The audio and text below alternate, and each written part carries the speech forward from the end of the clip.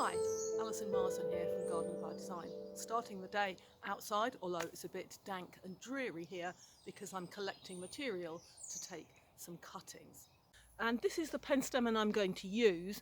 You can see, if I come round the front, that there are a lot of stems all growing up, but they come from really the same point. There's one woody root system. It's not spreading in the way that, say, a Michaelmas daisy does and clump up. So what I'm going to do, started this one, I'll come back and finish it when I've struck the cuttings, is just cut down some of these big stems, and you can see there's plenty of material here to make new cuttings from. So I'll just take a couple of these, neaten it off a little bit, and we'll take those indoors to strike some cuttings. I'm doing it now because it's just beginning to grow and it's just the right time to cut this down for new growth coming from the base. So I'm all set up here indoors. The reason I've come indoors, apart from the fact that it's warmer, is because my greenhouse is still full of plants that are not hardy and are being overwintered under cover. So I've laid a plastic mat over a desk here and brought some compost in. So the first thing that I'm going to do is, this pot's got some very beautiful holes in the bottom, which is very important for drainage. Can you see those? So I'm going to just cut a square of newspaper to line the bottom of the pot, so it won't stop the water draining out. Get rid of that. But it will stop the compost all falling through the holes immediately, and it just preserves a bit of water, which is good when you are rooting cuttings or growing on small plants. So that's just lined in the bottom. I've got here multi-purpose peat-free potting compost. If you've got a very finely textured compost, then you'll see instructions about adding something like sharp sand to improve the drainage. This multi-purpose peat-free it's quite a fine texture, but it's definitely got bits in it, and I find it plenty free draining enough. So I'm just going to use it as it is for these cuttings and fill the pot first. Just carefully fill the pot. I'll firm it down with my fingers gently, just to a sort of centimetre down. Nothing too, you're not ramming it in, just firming a nice level surface. I'll water it afterwards once the cuttings are in. That'll settle the compost further, and then we'll probably have to do a bit of topping up.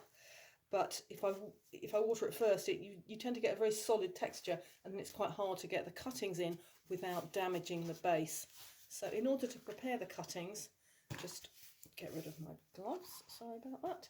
I'm going to use these scissors. These are my gardening scissors, and you can see that there's plenty of new young shoots and growth on this old stem I cut off.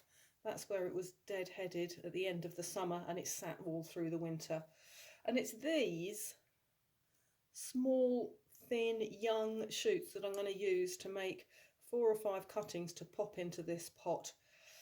So we'll just cut them off, what's that, 10 centimetres long, let's say. Just cut them sort of fairly at random to get them off the stem, and then we'll trim them up in a moment.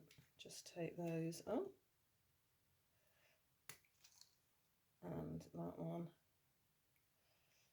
get rid of that to the side,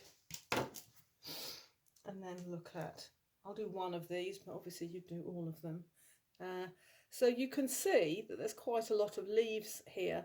The first thing I'm going to do is remove, just picking off with my fingers, all the leaves. Use your fingernails just to pinch them off,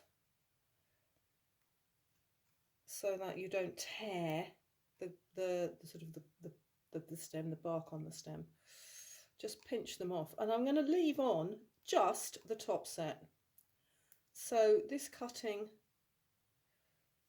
needs some leaves, that's where photosynthesis happens, but if we have all the leaves on, then it will lose water. Plants lose water through the leaves. It will lose a lot of water through the leaves, and it won't take up enough because there's no roots on the end yet, and it will dry out and shrivel up and die. So there's my cutting. What I am going to do now is trim the base off, and what you want to do is find where those leaves were. You can see and feel the node, little rough bit where the leaves were, just here, and I'm going to cut right below that, as close to that as I can, but below.